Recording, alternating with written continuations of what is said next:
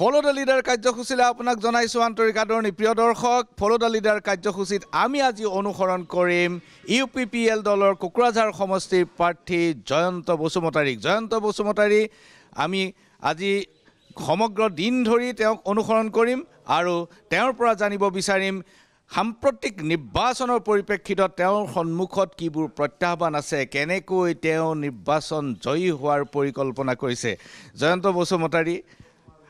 আপোনাৰ লগত একেলগে গৈ থাকিম আমি গাড়ীত আৰু আশা কৰিছোঁ আপোনাৰ নিশ্চয় নিৰ্বাচনী প্ৰচাৰত আমি ব্যাঘাত কৰা নাই নিশ্চয় নাই কৰা একদম মোষ্ট ওয়েলকাম জনাইছোঁ মই লগতে গৈ থাকিম গতিকে আপোনাৰ নিৰ্বাচনী প্ৰচাৰত যাতে কোনো বাধা নাহে তাৰ বাবে মই আপ্ৰাণ চেষ্টা কৰিম আহক গাড়ীত উঠো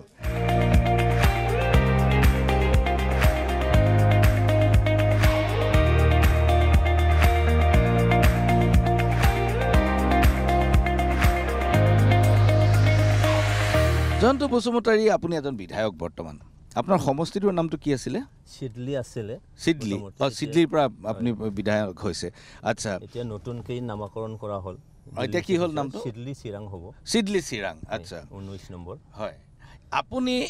বড়োলেণ্ড অঞ্চলত আপুনি এজন জনপ্ৰিয় নেতা আপোনাক সকলোৱে চিনি পায়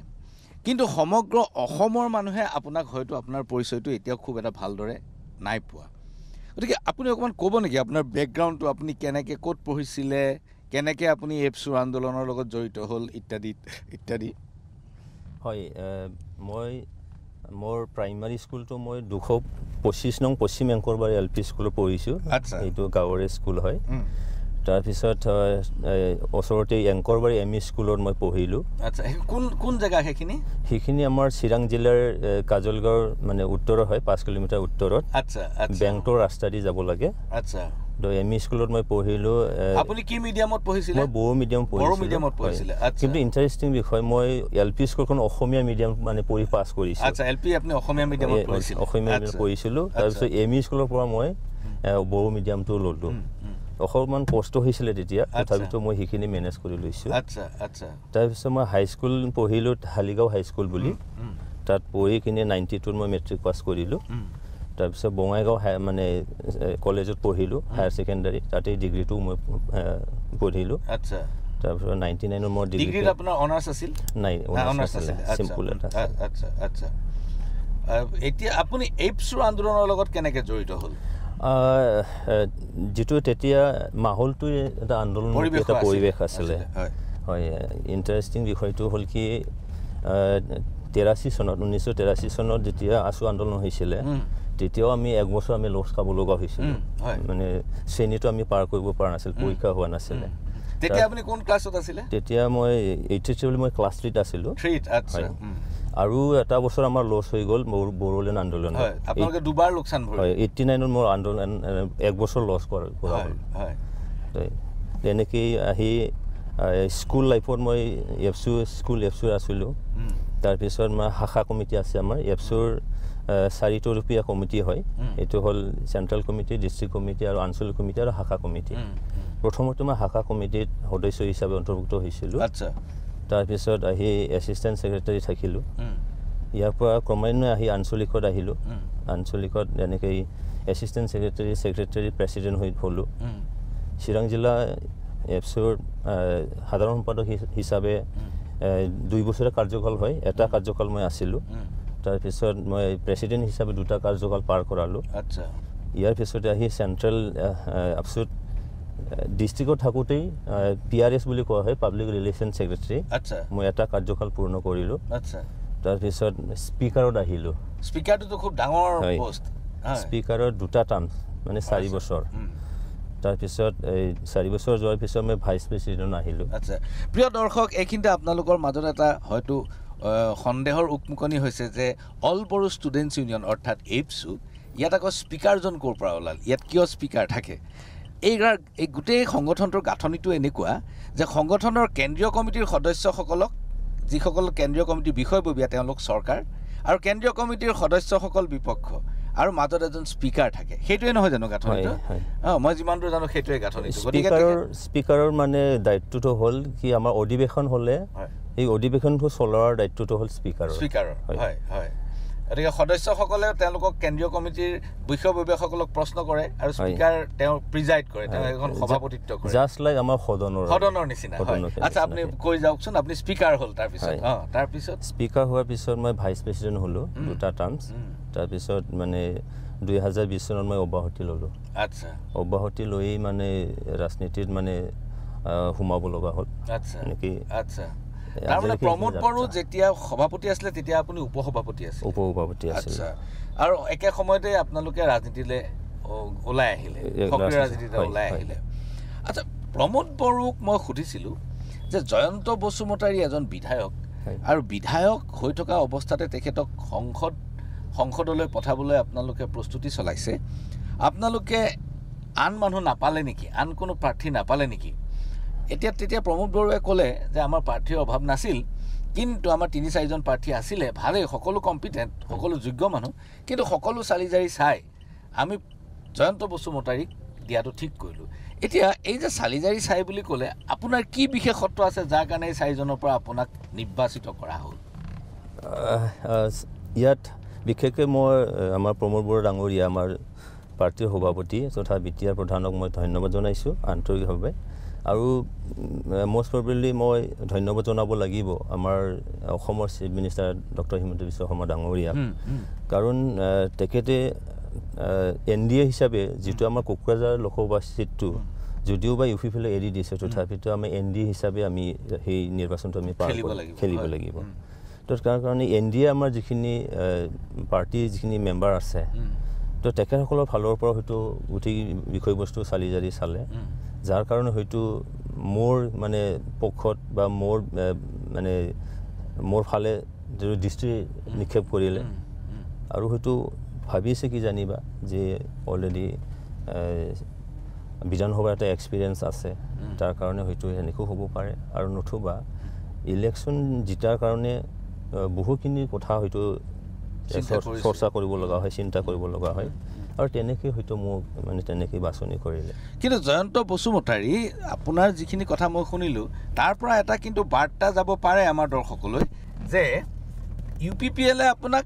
ঠিকেই প্ৰাৰ্থী দিছে, UPPLৰ প্ৰাৰ্থী আপুনি হয়, চিম্বল আপোনাৰ UPPL, কিন্তু আপোনাৰ প্ৰাৰ্থিত্ব যেতিয়া চূড়ান্ত কৰা হ'ল সেই সময়ত কিন্তু BJPৰ নেতৃত্বৰ এটা হস্তক্ষেপ আছিল। নাই, এইটো তেনেকুৱা একচুৱেলি নহয়। তাৰমানে যিহেতু আমি NDA হিচাপে আছোঁ, তো NDA হিচাপে পচন্দটো আমাৰ UPPLৰে হয়, UPPLে আমাক নিশ্চয় পচন্দ কৰিছে। তাত মানে আমাৰ NDAৰ যিখিনি মানে আমাৰ মেম্বাৰ যিটো অৰ্গেনাইজেশ্যন আছে, তেখেতসকলেও হয়তো চিন্তা কৰিছে হয় যে, কাৰণ নিৰ্বাচন কোৱাৰ লগে লগে তাৰ হাৰা জিতাৰ কথাটো নিশ্চয় আছে, কোনটো প্ৰাৰ্থীক দিলে কেনেকৈ নিৰ্বাচনৰ সহজ হ'ব সেইখিনি হয়তো বিচাৰ সহজে জয়লাভ কৰিব, সেইটো এটা বিষয় হয়। তো ইয়াত মানে কমপ্লিটলি আমাৰ UPPL দলৰ ফালৰ পৰাই দলে বিবেচনা কৰিলে নিশ্চয়কৈ, আৰু তাত আমাৰ NDA অংশীদাৰী দলবিলাকে হৈ ভৰ দিলে। আচ্ছা,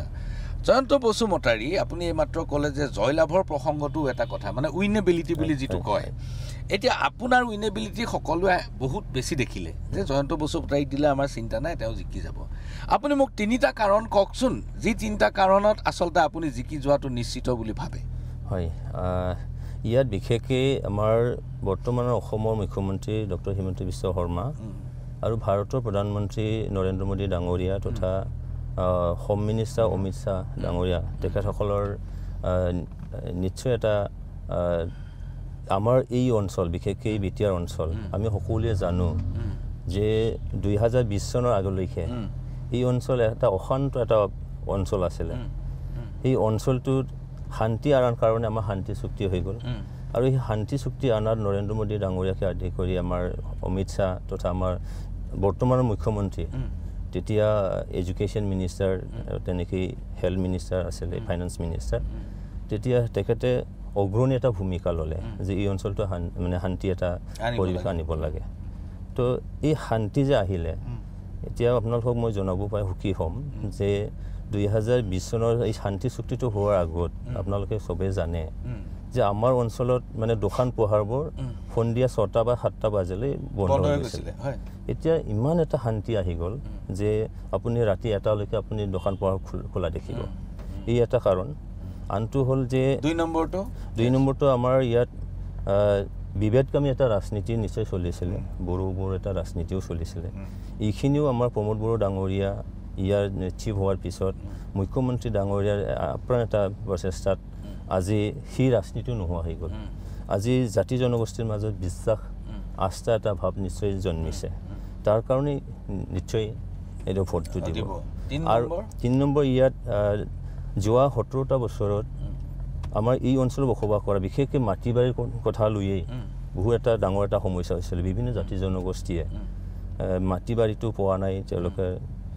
সেইটো বিষয় আছিল কিন্তু আজি প্ৰমোদ বড়ো ডাঙৰীয়াৰ নেতৃত্বত অসমত যেনেকৈ মানে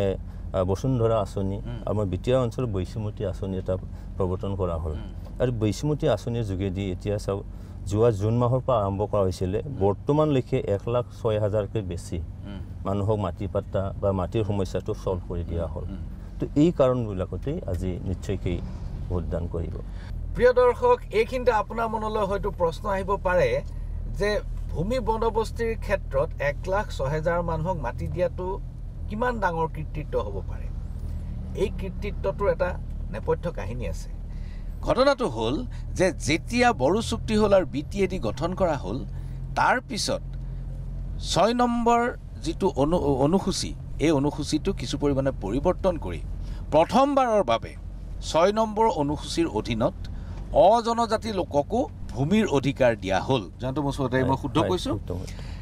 এই অজনজাতি লোকক যেতিয়া ভূমিৰ অধিকাৰ দিয়া হ'ল তাৰ পিছত অজনজাতি লোকে BTAD অঞ্চলত ভূমি ক্ৰয় বিক্ৰয় কৰিব পৰা হ'ল কিন্তু তাতো এটা সমস্যা থাকি গ'ল তাত সমস্যাটো এইটো হ'ল কি অলিখিত সমস্যা ইয়াৰ কোনো ৰুলছ নাই বা ইয়াৰ কোনো অৰ্ডাৰ আপুনি নাপায় কিন্তু অজনজাতি মানুহ এজনে যদি মাটি বিক্ৰী কৰিব খোজে বা কিনিব খোজে তেওঁৰ পঞ্জীয়ন কৰাটো আটাইতকৈ ডাঙৰ সমস্যা আছিল সেই সময়ত চৰকাৰে সেইবোৰক সহযোগ কৰা নাছিল মণ্ডলসকলে তেনেকুৱাবিলাক কাগজ সাৰ্কুল অফিচত তেনেকুৱাবিলাক ফাইল দম হৈ পৰি আছিল কাৰো কেতিয়াও সেই ভূমি ক্ৰয় বিক্ৰয়ৰ নথিপত্ৰ কেতিয়াও ক্লিয়াৰ হোৱা নাছিলে এই সমস্যাটো আপোনালোকে কি ধৰণে ল'লে আৰু এতিয়াও এই সমস্যাটো আছে নেকি হয় এবাৰতে শেষ হোৱা বস্তু নহয় কাৰণ আমি দেখিছোঁ অসমৰ ক্ষেত্ৰতো যে বসুন্ধৰা আঁচনি 1, 2, 3 এনেকৈ আনিব লগা হ'ল আৰু মাটিত বহু ধৰণৰ কেটেগৰী আছে মাটি বহু ধৰণৰ সমস্যা আছে দেউতাকৰ নামটো মানে পুতেকত মানে ট্ৰান্সফাৰ হ'ব লাগে সেইখিনিও হোৱাগৈ নাছিলে আৰু সেইখিনিতো সহজ এটা কাম আছিলে তো সেইখিনিও কৰা নাছিলে কিন্তু আজি আমাৰ চৰকাৰ অহাৰ পিছত UPPL নেতৃত্বাধীন আমাৰ মানে মিত্ৰজোঁটৰ চৰকাৰ অহাৰ পিছত সেই বস্তুটোকে যিটো আমি কৈছিলোঁ কি মৰ্যাদা সহকাৰে চবেই জীয়াই থাকিব লাগিব তো মৰ্যাদা দিবলৈ হ'লে আপোনাৰ যদি মাটিয়ে নাই তেতিয়া আপোনাৰ মৰ্যাদাটো ক'ত হয় কাৰণ ইয়াৰ নাগৰিক হোৱা নোহোৱা কথাটো আহি যায় মাটিটো পোৱাৰ লগে লগে আপুনি হয় ইয়াৰ মানে বাসিন্দা হয় আপোনাৰ নামৰ মাটিটো আছে তো মানে পূৰ্ণাংগ এটা মৰ্যাদা কেতিয়াও পোৱা নাছিলে সেইকাৰণে গোটেইখিনি বিচাৰ্য কৰি দেখা হ'ল যে মাটিৰ যিটো সমস্যা সেইটো ডাঙৰ এটা সমস্যা হয় তো সেইকাৰণে আমাৰ চৰকাৰৰ দিনত সেই মাটিটো যাতে অইন মানে কামৰ লগতেই মাটিটো যাতে দিব পৰা যায় তাৰ কাৰণে সিদ্ধান্ত লোৱা হ'ল আৰু এনেকৈ আজি 1,06,000কৈ বেছি আজি বিভিন্ন জাতি জনগোষ্ঠীৰ মানুহক মাটিৰ পট্টা প্ৰদান কৰা হ'ল দুজন প্ৰাৰ্থী BPFৰ এজন আৰু UPPLৰ আপুনি দুয়োজনে বড়ো প্ৰাৰ্থী এই বড়ো প্ৰাৰ্থী হিচাপে আপুনি UPPLৰ প্ৰাৰ্থী হিচাপে অবড়ো ভোটাৰৰ ভোটটো আপুনি কেনেকৈ পাব চাওক ইয়াত যিটো বড়ো এটা পৰিৱেশ সৃষ্টি হ'ল তাত যোৱা 10টা বছৰে ইয়াত মানে পৰম্পৰাগতভাৱে যিখিনি বড়ো MP বা তেনে প্ৰতিনিধি গৈছিলে কিন্তু 10টা বছৰত আমি সেইটো নাপালোঁ তো ইয়াৰ মূলতে মই ক'ব খোজোঁ যে বড়ো মানুহে কৰিব বিচৰা নাছিলে বা মানুহৰ তেনেকৈ কোনো ধাৰণাও নাই তেওঁলোকৰ ইচ্ছাও নাছিলে কিন্তু পৰিৱেশটো এনেকৈ ঠেলি দিয়া হ'ল তো এনেকৈ এটা লেভেললৈকে ঠেলি দিয়া হ'ল য'ত নেকি তেনেকুৱা নকৰিলেই নহয় মই তেনেকৈ ভাবোঁ তো সেইকাৰণে যিখিনি 10টা বছৰ আমাৰ হাতৰ পৰা এই মানে ওলাই গুচি গ'ল যোনটো নেকি সাধাৰণতে আমাৰ কোকৰাঝাৰবাসীয়ে সেইটো বিচাৰে হয় যে আমাৰ মানে সেই প্ৰতিনিধি আমাৰ হ'ব লাগে বুলি এতিয়া আপুনি অবড়োৰ ভোটাৰৰ ভোটটো আপুনি কেনেকৈ পাব চাওক এইটো মই অথনিও ক'লোঁ অলপ আগতে যে এইটো শান্তি এটা সেই শান্তিটো যে আমি আনি দিলোঁ সেই এটা মাটি বাৰীৰ সমস্যা যিখিনি আছিলে সেইখিনি এতিয়া সমাধান কৰিবৰ কাৰণে এটা প্ৰচেষ্টা এটা আছে এইটো কণ্টিনিউৱাছ প্ৰচেছ হৈ যাব তাৰপিছত উন্নয়নটো আৰু ইয়াৰ লগতে নৰেন্দ্ৰ মোদী ডাঙৰীয়া তেখেতক তৃতীয়বাৰ কাৰণে যিখিনি প্ৰধানমন্ত্ৰী বনোৱা আমাৰ NDAৰ যিখিনি এজেণ্ডা সেই গোটেইখিনি বিষয়ক লৈয়ে আজি নিশ্চয়কৈ অবড়ো ভোটাৰো আজি NDAৰ পক্ষত নিশ্চয়কৈ ভোটদান কৰিব আনপিনেদি আমাৰ খাম্পাবৰৰ কথাটো যদি আমি কওঁ যে যোৱা 10টা বছৰত আমাৰ এই অঞ্চলত বিশেষকৈ কোকৰাঝাৰ লোকসভা সমষ্টিৰ অন্তৰ্গত তো ইয়াত বহুখিনি ঘটনাবোৰ হৈ গ'ল জাতি জনগোষ্ঠীৰ মাজত ভেদাভেদটো হৈ গ'ল মানে দাঙ্গা হাংগামাটো হৈ গ'ল তাত খাম্পাবৰ্গীয়া হিচাপে যেনেকৈ ৰোল এটা ল'ব লাগিছিলে সেই মানে ঘটনাবোৰ খাম কাটাৰ কাৰণে কিন্তু তেখেতে টিম হিচাপত কাম কৰি যিটো টিমে নেকি ইয়াত শান্তিটো মানে বিঘ্নিত কৰিলে যিটো টিমৰ মানে শাসনকালতেই অবড়ো ৰাইজে এনেকুৱা এটা পৰ্যায়লৈকে গ'ল য'ত নেকি অবড়ো নিচিনাকৈ এটা বিভেদগামী এটা শব্দ ব্যৱহাৰ কৰি এটা সংগঠন কৰিব লগা হ'ল তো এই গোটেইখিনি চাই মেলি নিশ্চয়কৈ নন বড়ো যিখিনি ভোটাৰ আছে আমাৰ প্ৰমোদ বড়ো ডাঙৰীয়া নেতৃত্বাধীন NDA আমাৰ নেতৃত্বাধীন এই চৰকাৰ বা এই দলৰ প্ৰতি বা এই পাৰ্টিৰ প্ৰতি নিশ্চয়কৈ তেওঁলোকৰ সহমত পোষণ কৰিব আপোনালোক দুজন BPPF আৰু UPPLৰ দুজন প্ৰাৰ্থীৰ মাজত বড়ো ভোটৰ বিভাজন হ'ব হলে অবড়ো ভোট যিজনেই বেছি পাব সেইজনেই জিকিব এতিয়া কথাটো হ'ল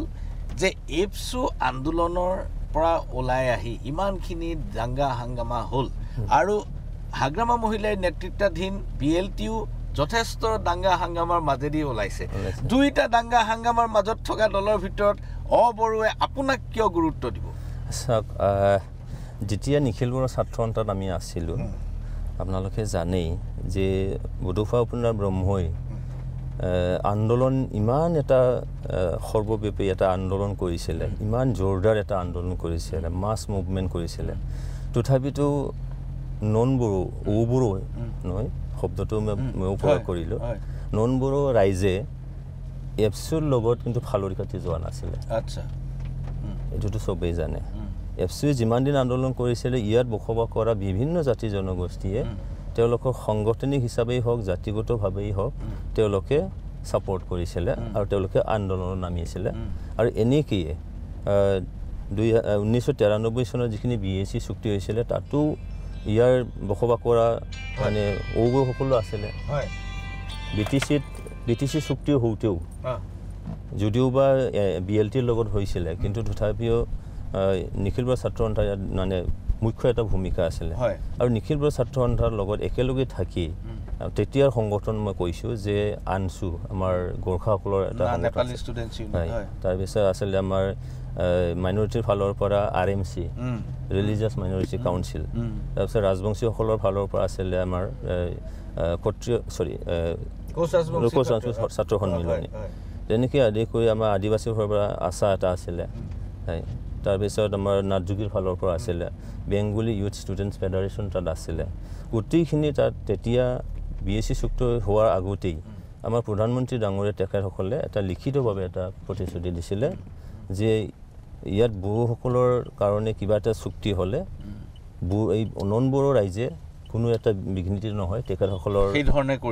সাংবিধানিক যিখিনি অধিকাৰ আছে সেইখিনি আমি পাবলৈ সক্ষম হ'ম আৰু তেনেকৈয়ে মানে চুক্তিটো হৈ গৈছিলে কিন্তু যেতিয়া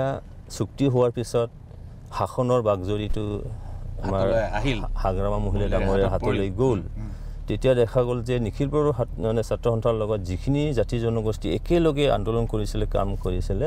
তেখেতসকল কিন্তু ওলোটা হৈ গ'ল আৰু অবড়ো এটা সংগঠনো এটা আহি মানে জন্ম হ'ল তেনে ক্ষেত্ৰত মানে খাম্পাবৰ্গীয়াৰ মানে ভোট দিয়াটোতো সম্ভৱেই নহয় আৰু নিখিল বড়ো ছাত্ৰ সন্থা পৰা আহি আজি প্ৰমোদ বড়ো ডাঙৰীয়াই ইয়াৰ মানে শাসনৰ বাগজৰীটো ল'লে মানে UPPL দলৰ তেখেত সভাপতি হৈ গ'ল আজি মাটি বাৰী দিবলৈ অলপ হ'লেও চেষ্টা চলাইছে এতিয়া তাৰপিছত মানে উন্নতিটো অলপ হ'লেও আনি দিছে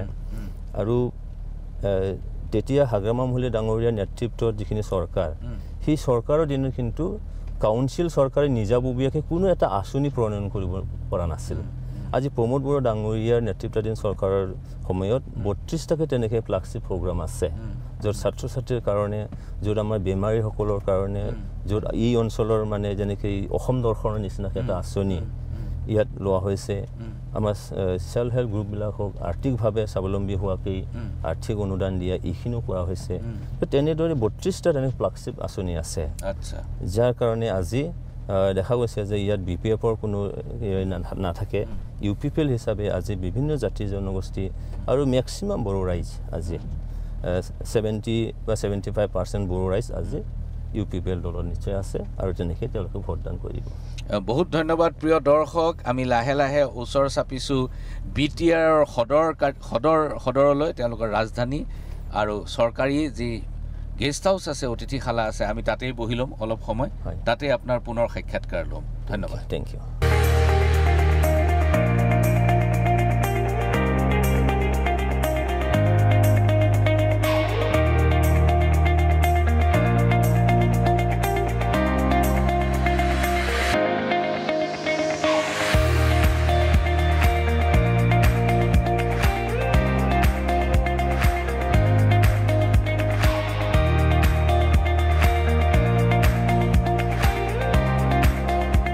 প্ৰিয় দৰ্শক আমি আহি BTADৰ চৰকাৰী অতিথিশালা পাইছোঁ আৰু চৰকাৰী অতিথিশালাত আমি জয়ন্ত বসুমতাৰীৰ পৰৱৰ্তী অংশৰ সাক্ষাৎকাৰ গ্ৰহণ কৰিম আহক আগবাঢ়ক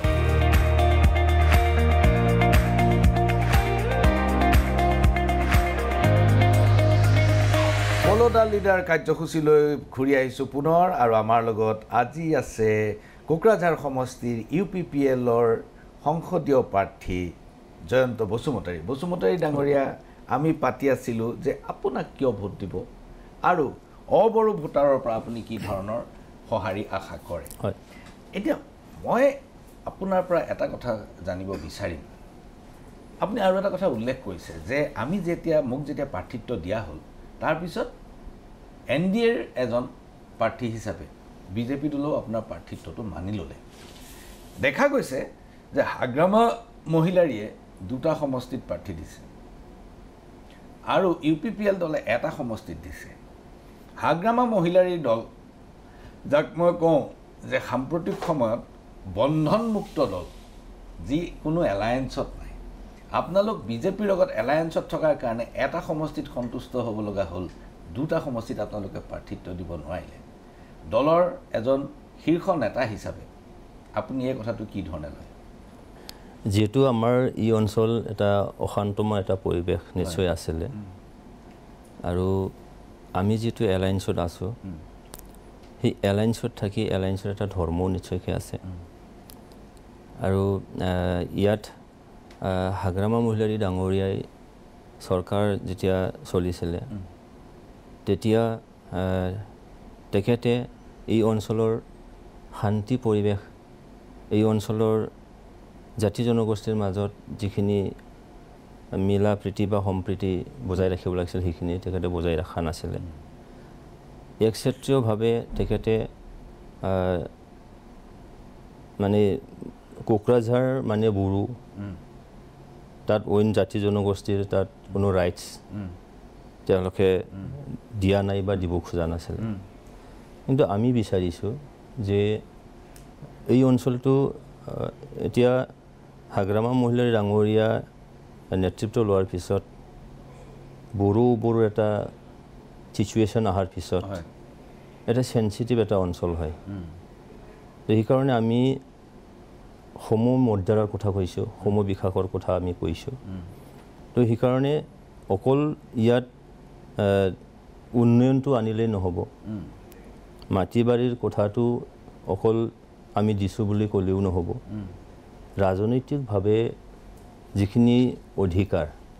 ইয়াত যেটো কোকৰাঝাৰটো হ'ল ৰিজাৰ্ভ সিট দৰং ওদালগুৰি হ'ল ওপেন এটা মুকলি এটা সিট হয় তাত যদি আমি যদি বড়ো হিচাপে বা UPPL হিচাপে যদি আমি সেইটো এটা আগুৰি লওঁ তেতিয়া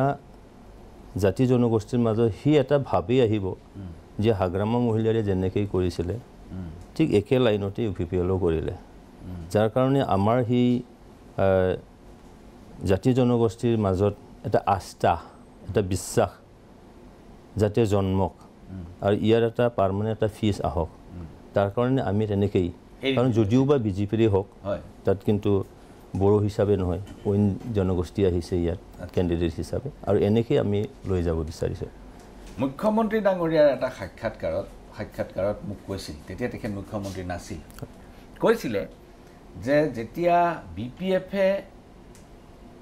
তৃতীয়বাৰৰ কাৰণে যেতিয়া BTCৰ দায়িত্ব পালে তেতিয়া বিজেপিৰ এজন MCLA জিকিছিলে আৰু সেই MCLA জনক EM দিবৰ কাৰণে এক্সিকিউটিভ মেম্বাৰ হিচাপে গ্ৰহণ কৰিবৰ কাৰণে হাগ্ৰামা মহিলাৰীক মুখ্যমন্ত্ৰী এতিয়াৰ মুখ্যমন্ত্ৰী তেতিয়াৰ স্বাস্থ্যমন্ত্ৰী আৰু তেতিয়াৰ বিজেপিৰ ৰাজ্যিক সভাপতি ৰঞ্জিত দাস দুয়োজনে আহি হাগ্ৰামা মহিলাৰীক অনুৰোধ কৰিলে যে আমাৰ একমাত্ৰ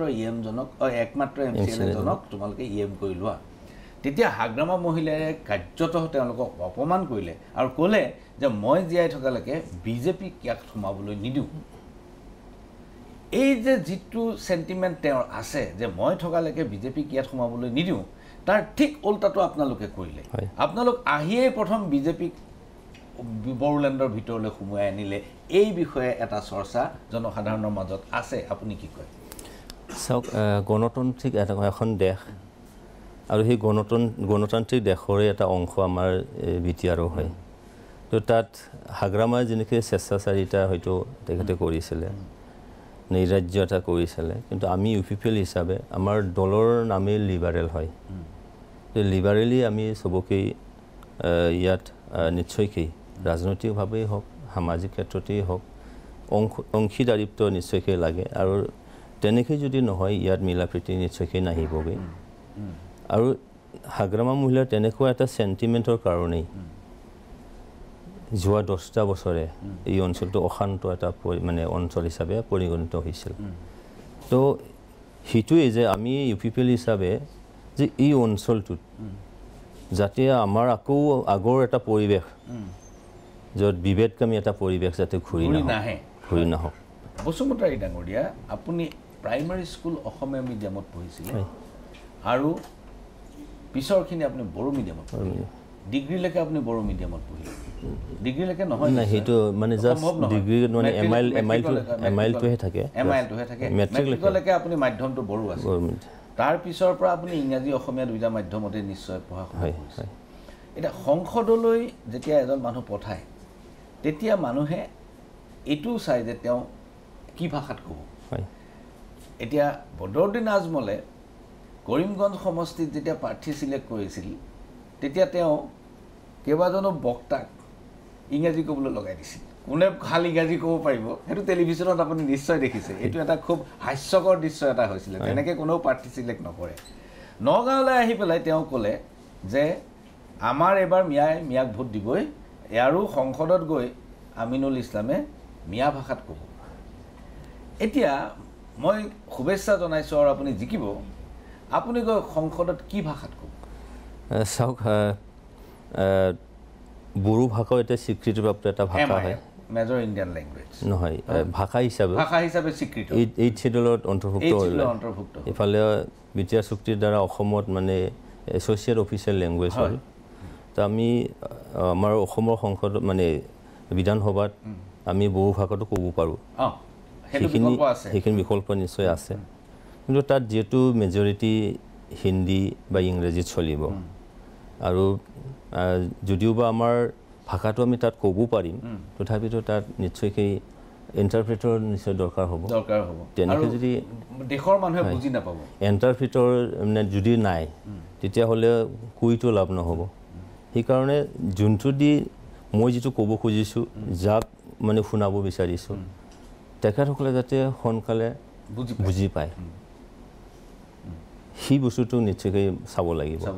হয় গতিকে আপুনি কি ভাষাত কোৱাৰ সিদ্ধান্ত কৰিছে মই পৰাপক্ষত মানে হিন্দীত ক'বলৈ চেষ্টা কৰিম হয় আপুনিতো গৈ পেলাই মেইডেন স্পীচ দিব লাগিব তাত আমাৰ একোজন সাংসদ আছে অসমৰ পৰা মেডেন স্পিচ দিয়াই নহ'ল তেওঁ যাবৰে হ'ল সংসদৰ পৰা হয় তেওঁ পাল পৰে কিন্তু কিবা কাৰণত তেওঁ এভইড কৰে আছে সংসদ মই নাম নকওঁ কোনোবা মৃত্যু হৈছে ইতিমধ্যে দেহাৱসান ঘটিছে নাম নকওঁ মই এতিয়া আপুনি মেডেন স্পিচ দিবলৈ সুযোগ পালে আপুনি অসমৰ বা বড়োলেণ্ডৰ বা ভাৰতৰ কি তিনিটা প্ৰধান কথা আপুনি তাত ক'ব হয় তাত বিশেষকৈ মই যোনটো অঞ্চলৰ পৰা আহিছোঁ যে আমাৰ ইয়াত শান্তিটো বাহাল ৰাখিব লাগে আৰু শান্তিটো ঘূৰাই অনাৰ কাৰণে ভাৰত চৰকাৰ বৰ্তমান প্ৰধানমন্ত্ৰী নৰেন্দ্ৰ মোদী ডাঙৰীয়া আৰু অমিত শ্বাহ ডাঙৰীয়া তেখেতসকলে যিটো এই অঞ্চলটো অশান্ত পৰিৱেশৰ পৰা শান্তিত আনিবৰ কাৰণে যিখিনি পদক্ষেপ ল'লে তাৰ বাবে তেখেতসকলে নিশ্চয়কৈ থেংকছ এটা দিব লাগিব এইখিনি এটা তাৰপিছত আমাৰ বিশেষকৈ এই মানে বিটিআৰ অঞ্চলটো ভূটান ৰাষ্ট্ৰৰ সীমামূৰীয়া দাঁতিকাষৰীয়া অঞ্চল তাত বানপানীৰ বহুত এটা সমস্যা আছে গৰাখহনীয়াৰ নিশ্চয়কৈ সমস্যা আছে এইখিনি নিশ্চয়কৈ কম তাৰপিছত আমাৰ বিটিআৰ চুক্তিৰ কিছু দফা আজি কাৰ্যকৰী হোৱা নাই সেইখিনিৰ বিষয়েও নিশ্চয়কৈ মই সংসদত ক'বলৈ মই চেষ্টা কৰিম বিটিআৰ চুক্তিত কি দফা এতিয়াও কাৰ্যকৰী নোহোৱাকৈ আছে তাত বিশেষকৈ আমাৰ কাৰ্বি আংলং ইছ্যু আছে নিশ্চয়কৈ কাৰ্বি আংলঙৰ বড়োসকলৰ ST হিলছ মৰ্যাদা দিয়াটো আছে তাৰপিছত আমাৰ চেণ্ট্ৰেল গভৰ্ণমেণ্টে যিখিনি এচুৰেঞ্চ দিছিলে যে কিছুমান অনুষ্ঠান প্ৰতিষ্ঠান সেইবিলাকে আছে বেছি মেজৰটো নাই সৰু সুৰাকৈ আছে আচ্ছা কিন্তু কাৰ্বি আংলঙৰ বড়োসকলৰ সমস্যাটো মেজৰ যেতিয়া কাৰ্বি আংলঙত থকা বড়োসকলক শিডিউল ট্ৰাইব হিলছ বুলি স্বীকৃতি দিয়া হ'ব তেতিয়া ভৈয়ামত থকা কাৰ্বিসকলকো প্লেইনছ ট্ৰাইব বুলি স্বীকৃতি দিয়া হ'ব লাগিব বুলি কোৱা হৈছে বিভিন্ন ধৰণৰ চৰ্চা এতিয়া কথাটো হ'ল যে আপোনালোকে শিডিউল ট্ৰাইব হিলছটো বিচাৰিছে বড়ো কিন্তু কাৰ্বিসকলক প্লেইনছত থকাসকলক প্লেইনছ ট্ৰাইব হিচাপে স্বীকৃতি দিয়াটো বিচাৰে নিবিচাৰে চাওক মই নিখিল বড়ো ছাত্ৰ সন্থাৰ এটা মজিয়াৰ পৰা আহিছোঁ তাত আমাৰ বডোফা আপোনাৰ ব্ৰহ্মই যিটো কথা মানি চলিছিলে এইটো লিভ এণ্ড লেট লিভ তো আমি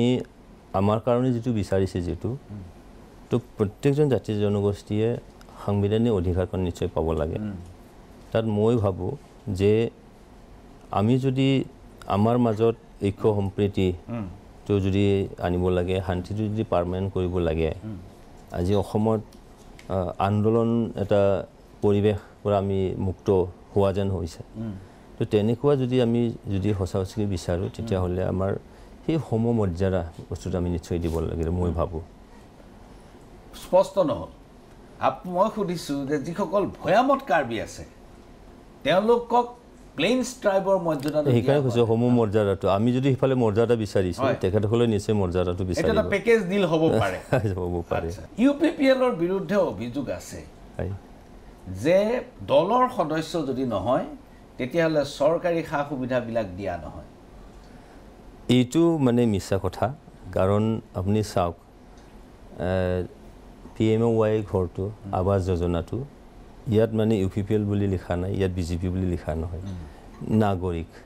ইণ্ডিয়ান নাগৰিক যিবিলাকৰ নেকি পকী ঘৰ নাই সেই গোটেইবিলাকে পাইছে অৰুণোদয় আঁচনি তাত মানে কোনোবা তেনেকৈ UPPL বুলি নহয় BJP বুলি নহয় যিকোনো দলৰ ব্যক্তিসকলে পাইছে তাত তো সেইটো মিছা এটা অপবাদ এইটো সত্য নহয় CAA আইনখন BTAD অঞ্চলত প্ৰযোজ্য হোৱা নাই বা নহয় এখন এইটো এটা ব্লেংকেট নিষিদ্ধকৰণ কৰি থোৱা হৈছে মুখ্যমন্ত্ৰীয়ে কৈছে যে যিসকল লোকৰ নাম NRCৰ পৰা কাটা গ'ল তেওঁলোকে CAAৰ অধীনত নাগৰিকত্ব পাব BTAD অঞ্চলত NRCৰ পৰা নাম বাদ পৰা হাজাৰ হাজাৰ বাংলাভাষী হিন্দু আছে এতিয়া CAA আইনখন যদি BTAD অঞ্চলত প্ৰযোজ্য নহয় তেনেহ'লে তেওঁলোকক নাগৰিকত্ব দিয়াৰ ব্যৱস্থাটো কেনেকৈ কৰা হ'ব তেওঁলোক তেনেকৈ ওলমি থাকিব নেকি চাওক যিখিনি আইন আজি CAA খাটো প্ৰৱৰ্তন কৰিবৰ কাৰণে ভাৰত চৰকাৰে সিদ্ধান্ত ল'লে অলৰেডি সেইখিনি কৰাও হ'ল তো মই ব্যক্তিগতভাৱে মই বিচাৰোঁ যে ভাৰতীয় নাগৰিক হিচাপে যিবিলাকে একচুৱেলি ভাৰতীয় নাগৰিক তেখেতসকলৰ কাৰণে NRCও কৰা হ'ল NRCত কিছুমানৰ নাম অন্তৰ্ভুক্ত হ'ল কিছুমান বাদ পৰি গ'ল তো ইয়াত NRC যিটো এটা হেঙাৰ হৈছিলে তেখেতসকলৰ কাৰণে তো আমি বিচাৰোঁ যে সেইটো পুংখানুপুংখকৈ আকৌ চালি জাৰি চোৱা হওক মানে পুনৰীক্ষণ কৰিব লাগিব ৰিভিউ কৰিব লাগিব আজিৰ তাৰিখত যিটো NRC এটা হেঙিং অৱস্থাত আছে যদিও বা এইটো কৰা হৈছিলে কিন্তু হেঙিং অৱস্থাত আছে তো তাত নিশ্চয়কৈ ভালকৈ নিশ্চয় চাব লাগিব কিছুমানে কৈ আছে কি তেখেতসকলৰ যিখিনি NRCৰ ক্ষেত্ৰত যিখিনি তেখেতৰ কাগজ পত্ৰ চোৱা হ'ল তাত কিছুমানৰ মানে কাগজ পত্ৰ নাই কিছুমানৰ নিজে চৌ কৰাব পৰা নাই কিছুমানৰ হয়তো তাত মানে চালি জাৰি চোৱাত আখোৱা কিছুমান ৰৈ গৈছে তো সেই বস্তুটো নিশ্চয়কৈ যদি আমি ভালকৈ আকৌ চালি জাৰি চাওঁ কিছুমান হয়তো নিশ্চয় তালৈ ইনক্লুড নিশ্চয় হ'ব আৰু আমাৰ BTRৰ ক্ষেত্ৰত তাত এটা আইনী এটা প্ৰক্ৰিয়া নিশ্চয় আছে যে 2003 চনৰ চুক্তিৰ সময়ত যিবিলাকে আছে তেওঁবিলাকে ইয়াৰ নাগৰিক হয় এইটো এটা খুব গুৰুত্বপূৰ্ণ কথা 2003 চনত BTR চুক্তি হোৱাৰ সময়ত যিসকল লোক BTR অঞ্চলৰ বাসিন্দা আছিল তেওঁলোকক নাগৰিক হিচাপে গণ্য কৰা হ'ব তেওঁলোকৰ কি পৰিচয় ধৰ্ম পৰিচয় বা সেই পৰিচয় গুৰুত্ব দিয়া নহ'ব এইটো এটা ইউনিক আইডিয়া যিটো এখন চুক্তি সম্পন্ন কৰাৰ ক্ষেত্ৰত সকলো মানুহক সামৰি নাগৰিক হিচাপে তেওঁলোকক স্বীকৃতি দিয়া হ'ল অৰ্থাৎ আপোনালোকে এটা কাট অফ কৰি ল'লে 2003 পাছত আৰু আপোনালোকে নল'ব সেইটো আইনী প্ৰক্ৰিয়া হ'ল যে আইনে যিটো বাধা আছে যিহেতু হয় কিন্তু CAA আইনখনে 2014 চনলৈকে ল'ব আপোনালোকে যিটো কাট অফ কৰিছে তাৰ পিছত 11 বছৰৰ পিছত অহা মানুহকো সাঙুৰি ল'ব এতিয়া BTRৰ বাহিৰত 11 বছৰৰ 14 চনলৈকে অহা মানুহে নাগৰিকত্ব পাব একেই বাংলাভাষী হিন্দু সি BTR থকাৰ কাৰণে নাগৰিকত্ব নাপাব মই ভাবোঁ যে BTR অঞ্চলত যিখিনি 2003 চনৰ আগলৈকে আছে সেইখিনি মানুহেই আছে তো নতুনকৈ হয়তো তেনেকৈ সোমোৱা নাই বা স্থায়ী বাসিন্দা হোৱা নাই তো এই হিচাপত 2003 চনৰ আগত যিবিলাকে আছে তেওঁলোকেই আছে নিশ্চয় মষ্ট প্ৰবেবলি আৰু নতুনকৈ তেনেকৈ মই ভাবোঁ যে অন্তৰ্ভুক্ত হোৱা নাই তেনেকৈ আহা নাই ইলেকশ্যন আপুনি এতিয়ালৈকে বিধানসভা খেলিলে হয় আৰু জিকিলে আপোনাৰ প্ৰধান প্ৰতিদ্বন্দ্বী আছিল BPF হয় আৰু এইবাৰো আপোনাৰ লোকসভাত আপুনি নিৰ্বাচনত আপোনাৰ প্ৰধান প্ৰতিদ্বন্দ্বী BPF কংগ্ৰেছৰ গৰ্জন মুছাহাৰী হয়তো সিমান এটা ডাঙৰ প্ৰতিদ্বন্দ্বিতা আগবঢ়াব নোৱাৰিব হয় আপোনাৰ নিৰ্বাচনী যুদ্ধত প্ৰধান চেলেঞ্জবিলাক কি হয় মাত্ৰ মই দুটা চেলেঞ্জৰ বিষয়ে জানিব বিচাৰিম তো ইয়াত হয় আমাৰ চেলেঞ্জটো সেইটোৱে হ'ব যে যিহেতু ইয়াত যদিও বা আমি UPPL দল হিচাপে বা NDA হিচাপে আমি যিখিনি ইয়াত যিখিনি এটা কি বুলি কওঁ এইটো জাতি জনগোষ্ঠীৰ মাজত যিখিনি বিভেদ সেইখিনি আমি য'ত পৰণাস্তি আমি চেষ্টা চলাইছোঁ যে BPFৰ তুলনাত এই আমাৰ UPPL প্ৰমোদ বড়ো ডাঙৰীয়া নেতৃত্বাধীন চৰকাৰ কিদৰে ৰাইজৰ লগত আমি আছোঁ ৰাইজক কেনেকৈ সাংবিধানিক অধিকাৰ আমি কেনেকৈ দিব পাৰোঁ এইখিনি আমি চেষ্টা চলাইছোঁ তৎসত্ত্বেও হয়তো আমি দেখিছোঁ যে কিছু সময়ত এনেকেই কিছুমান ব্যক্তি আছে এনেকেই কিছুমান দল সংগঠন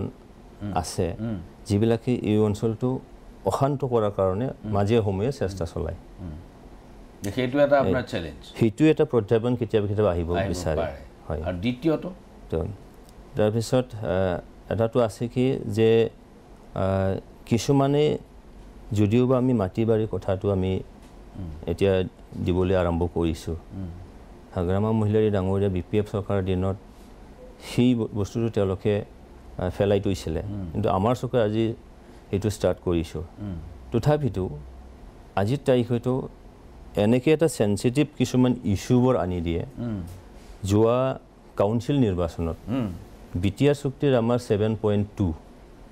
সেই 7.2টো এনেই মিছাকৈ ৰাইজৰ মাজত ক'লে যে ইয়াত জাতি জনগোষ্ঠী বড়োৰ বাহিৰে অইন জনগোষ্ঠীক থাকিবলৈ দিয়া নহ'ব প্ৰমোদ বড়ো চৰকাৰ আহিলে আপোনালোকক খেদি দিব এই তেনেকুৱা কিছুমান উৰা বাতৰি সেই বস্তুবিলাক কেতিয়াবা চেলেঞ্জত আহিব পাৰে তথাপিতো আজি আমি যেটো আমাৰ মাটি দিবলৈ আৰম্ভ কৰিছোঁ ৰাইজে এতিয়া আস্থাত লৈছে বিশ্বাসত লৈছে আৰু এইখিনি নিশ্চয়কৈ ৰাইজে বুজি উঠিছে শান্তি যেটো আহিছে আৰু শান্তিটো যেটো আমি আগলৈ লৈ যাব লাগিব পাৰ্মানেণ্ট ফিজ এটা ইয়ালৈ আনিব লাগিব এই কাৰণে নিশ্চয়কৈ আমি সেই প্ৰত্যাহ্বানখিনি আমি পাৰ কৰিব পাৰিম ধন টকা পইচা আপোনাৰ যথেষ্ট আছে নেকি কি ক'লে ধন টকা পইচা আপোনাৰ বহুত আছে নেকি নাই মই যেতিয়া বিধানসভাৰ কাৰণে মই প্ৰস্তুত হৈছিলোঁ তেতিয়াও মই একেবাৰে শূন্যৰ পৰা আহিছোঁ আজিৰ তাৰিখতো মই একে অৱস্থা তথাপিতো মই আগুৱাইছোঁ এই কাৰণেই যে যোৱা নিৰ্বাচনত বিধানসভা নিৰ্বাচনত যেনেকৈ ৰাইজে যেনেকৈ সঁহাৰি দিছিলে এইবেলিও মই এনেকৈ আগবাঢ়ি যাব বিচাৰিছোঁ য'ত নেকি তেতিয়াৰ মোৰ প্ৰতিদ্বন্দ্বী টকা পইচা দি ৰাজ্যক হয়তো বহুখিনি প্ৰলোভন হয়তো দিছিলে তথাপিতো টকা পইচা ৰাইজে ভুল যোৱা নাছিল আজিৰ তাৰিখতো একে অৱস্থাই নিশ্চয় হ'ব কাৰণ যোৱা 15টা বছৰৰ যিখিনি কৰ্মকাণ্ড সেই কৰ্মকাণ্ডটো 3 বছৰৰ ৰাইজে পাহৰিছে বুলি মই নাভাবোঁ এইকাৰণে সেই ধন সম্পত্তিত থকা নথকাৰ লগত নিশ্চয়কৈ সম্পৰ্ক নাই বুলি মই ভাবোঁ প্ৰমোদ বড়ো ডাঙৰীয়াই সাক্ষাৎ প্ৰসংগত কৈছে যে টকা পইচাটো বিটিএডি অঞ্চলত ডাঙৰ চেলেঞ্জ কাৰণ ইয়াত কেৱল টকাই কথা কয় কেণ্ডিডেটে কথা নকয় কেণ্ডিডেটে কথা নকলেও চলিব কেণ্ডিডেটে একো ক'বই নালাগে এনেকুৱা এটা কালচাৰ সৃষ্টি কৰা হ'ল এনেকুৱা এটা সংস্কৃতি সৃষ্টি কৰা হ'ল যে তাত টকা বেছিকৈ নাথাকিলে যুদ্ধত অৱতীৰ্ণ হোৱাটো টান এতিয়া আপোনাৰ বাজেট কিমান 90 লাখটো লিমিট 90 লাখ লিমিট মই সেইটো দি আগবাঢ়িম মই সিমানেদি মই আগবাঢ়িম মই দৃঢ় বিশ্বাস যে ৰাইজে নিশ্চয়কৈ আজি এই পৰিৱেশৰ পৰা উদ্ধাৰ পাবলৈ বিচাৰিছে এটা সময় আছিল কি ইয়াত দাদাগিৰি এটা ৰাজনীতিও চলিছিলে তাৰপিছত আমাৰ দেখা চামক মদে মাংসয়ে তেনেকৈ খুৱাই মেলি ইয়াত মানে প্ৰত্যেক দিনে এটা মেলা যিকোনো পূজা হোক পূজা নহওক মেলা চলিছিলে তাত মানে মদ ভাঙৰ এটা প্ৰচলন এটা আড্ডা হৈছিলে সেই বস্তুটো আজিৰ তাৰিখত আমি ইয়াৰ পৰা বহুখিনি আমি পালৰি খাটি আনিব পাৰিছোঁ এতিয়া মেলাটো আমি বাৰাপক্ষত আমি তাৰ পৰা ৰাইজে যাতে মানে বুজি উঠি ইয়াৰ পৰা যে আঁতৰাই আহে সেইখিনি আমি চেষ্টা চলাইছোঁ তাৰ কাৰণে তেখেতসকলৰ বেলেগ এটা ৰাস্তাও নাই যে আমাৰ প্ৰতিদ্বন্দ্বী হিচাপে বিপক্ষৰ ফালৰ পৰা তেওঁলোকে সেইটোকে বিচাৰিব কিন্তু আজিৰ তাৰিখত যিখিনি আমাৰ ইণ্টেলেকচুৱেল মহল আছে সামাজিক সংগঠনবোৰ আছে তেখেতসকলে নিশ্চয়কৈ বুজি উঠিছে যে সিটোৰ লগত সমাজখন যদি একেলগে খাপ খুৱাই যদি লৈ যাব লাগে তেতিয়া সমাজ ধ্বংস হ'ব আজিৰ তাৰিখত প্ৰমোদ বড়ো ডাঙৰীয়া নেতৃত্বাধীন আমাৰ ইউপিপি চৰকাৰে ছুপাৰ 50 বড়োপা ছুপাৰ 50 আমি প্ৰৱৰ্তন কৰিছোঁ এতিয়া এইবাৰতো 50 জনে এপিএছচি পাইছে হয় শিক্ষিত যুৱক যুৱতী এতিয়া আজি ইয়াত নিশ্চয়কৈ কাৰণ ইউথসকলৰ এটা মেজৰ এটা শ্বেয়াৰ ভোটৰ সময়ত থাকে তেখেতসকলে ভালকৈ বুজি উঠিছে তো সেই ইউথ ফৰ্চেই আমাৰ নিশ্চয়কৈ আগন্তুক লোকসভা নিৰ্বাচনত আমাৰ মূল ধন হ'ব আচ্ছা 6 জনগোষ্ঠীৰ জনজাতিকৰণ এটা সময়ে সময়ে ইছ্যু হয় সেইটো বিটিএডিৰ বাহিৰৰ অঞ্চলত হয় আৰু ইয়াতো আদিবাসীসকলৰ মাজত নিশ্চয় হ'ব এটা যেহেতু ইয়াত আদিবাসী জনসংখ্যা আছে যথেষ্ট কোকৰাঝাৰত কোচ ৰাজবংশী জনসংখ্যা যথেষ্ট আছে তেনেকুৱা অৱস্থাত এই 6 জনগোষ্ঠীৰ জনজাতিকৰণ ইছ্যু বিষয়টো আপোনালোকে ইলেকশ্যনৰ সময়ত কেনেকৈ হেণ্ডেল কৰে চাওক ইয়াত প্ৰথমৰ পৰাই ক'ৰবাৰ নহয় ক'ৰবাৰ এইটো ভুল হৈ আহিছিলে কি জানি আজি আহি আহি এই সময়ত চবেই এটা কনফিউজড যে একচুৱেলি কোন জনগোষ্ঠীয়ে সেই এছ টিকৰণ এছ টি হ'ব লাগে হোৱাৰ যোগ্য এই কথাটো আজি কনফিউজিং এটা ষ্টেটত আহি গ'ল তো প্ৰথম অৱস্থাৰ পৰা যদি সেইটো ভালকৈ ৰাজনৈতিক এটা নকৰি যদি ভালকৈ ষ্টাডি কৰি হয়তো আনিলেহেঁতেন হয়তো আজিৰ তাৰিখত যিবিলাকেই বিচাৰিছে আহি আহি যিহেতু কনফিউজিং এটা ষ্টেটত তেওঁলোকৰ হয়তো নিশ্চয় থাকিব নালাগেহেঁতেন ৰাজনৈতিকভাৱে হয়তো এটা সময়ত তেখেতসকলক উঠাই অনা হ'ল আনি আজিৰ তাৰিখত সেই বস্তুটো এটা চলিউশ্যন লেখে লৈ যাব নোৱাৰাটো এইটো অলপ ভাবিব লগা বিষয় আৰু যিটো জনজাতিকৰণৰ ক্ষেত্ৰত আৰ জি আৰ এটা তেওঁলোকৰ নিশ্চয় গাইডলাইন আছে সেই গাইডলাইনত কি আছে আজিৰ তাৰিখত এইটো সংশোধিত হোৱা নাই এইটো মানে ৰিফিল কৰা হোৱা নাই তেনেকেই যিটো আছে তো আৰ জি আৰ যিখিনি গাইডলাইন সেই গাইডলাইনৰ মতেতো নিশ্চয়কৈ আইনগতভাৱে এইটো যাব লাগিব তাত গাইডলাইনত যদি কিবা পৰিৱৰ্তন হয় তেতিয়া বেলেগ কথা আছিলে কিন্তু গাইডলাইনৰ যেহেতু পৰিৱৰ্তন হোৱা নাই গতিকে আপোনালোকৰ চিন্তাৰ কোনো কাৰণ নাই বুলি ভাবে একচুৱেলি আমি ভাবোঁ যে চবেই সাংবিধানিক যিখিনি অধিকাৰ চবেই পাওক এছ টি কিছুমানে এছ টি থাকিয়েই পাওক কিছুমানে এছ চি থাকিয়েই পাওক কিছুমানে অ' বি চি থাকিয়েই পাওক আৰু যিখিনি 6 জনগোষ্ঠীৰ কথা কোৱা হৈছে অলৰেডি আমাৰ ওচৰৰে এটা ষ্টেটত তেওঁলোকৰ কিবা এটা এছ চি নতুবা এছ টি হিচাপে কোনোবাই মানে এনলিষ্টেড কিছুমানে সেইখন মানে ৰাজ্যটো তেওঁলোকে এছ টি বা এছ চি মৰ্যাদা পাই আছে বা কিছুমানে পোৱা নাই তো তাত পোৱাখিনি ইফালে আকৌ এছ চিটো আকৌ ইফালে এছ টি কৰিব বিচাৰিছে একেটা জনগোষ্ঠী তাতো বিভ্ৰান্তি আছে সেই বিভ্ৰান্তিৰ মাজতো বস্তুবিলাক আছে সেইকাৰণে এই কথাটো হয়তো যিবিলাকে বিচাৰিছে তেওঁলোকেও বুজি উঠিছে তাৰ কাৰণে আমি এনেকেই আমাৰ দল আমাৰ চৰকাৰে আমি কৈ আছোঁ কি সংবিধানে যিখিনি মৰ্যাদা দিব বিচাৰিছে সেইটোত আমাৰ কোনো আপত্তি নাই যদিহে ইয়াত যিবিলাক মানে সেই সুবিধাটো পাই আছে তেখেতসকলৰ যাতে কোনো অসুবিধা নহয় এই কথাটোকে আমি কৈ আহিছোঁ বহুত ধন্যবাদ জয়ন্ত বসুমতাৰী আগন্তুক নিৰ্বাচনৰ বাবে আপোনালৈ আন্তৰিক শুভেচ্ছা আৰু ভৱিষ্যতৰ দিনবিলাকক আপুনি নিশ্চয় লগ পাম আপোনাক থেংক ইউ আপোনালোকৰ চেনেলৰ যোগেদি কোকৰাঝাৰবাসী ৰাইজলৈ মই নমস্কাৰ জনাইছোঁ আৰু আহি থকা নিৰ্বাচনে নিশ্চয়কৈ আপোনালোকক ভাল এটা সঁহাৰি পাম বুলি আশা ৰাখিছোঁ থেংক ইউ ধন্যবাদ থেংক ইউ